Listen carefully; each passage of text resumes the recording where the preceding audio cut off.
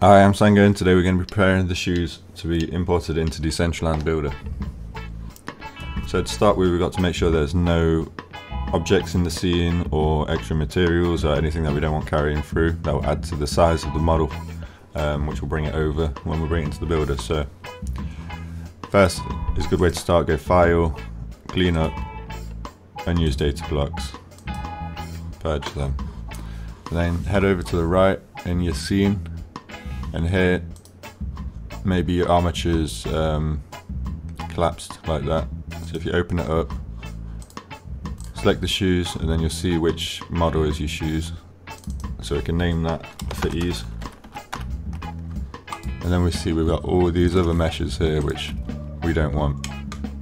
So I can't see them at the minute because I'm / into solo mode, so brush that to go out.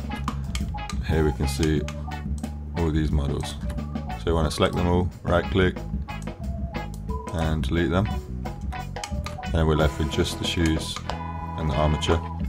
Another thing to check would be if you click this square here, the display mode, go to blender file, and then we can see all the items within the file. So here we can click on the images drop down and can start deleting any textures we don't need.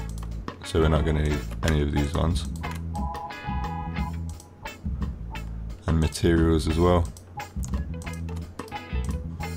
There we go, we're left with just the ones that are on the shoe. If you need to check, you can go over onto material properties and you'll see the name of your materials. You go into shading and then you can see the name of your texture files that you're using.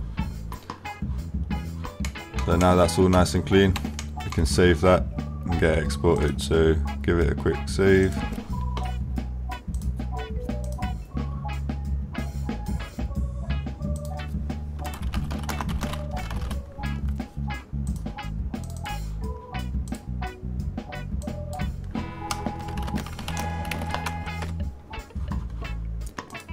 So save that in, and then we can export it. So File, Export, GLTF.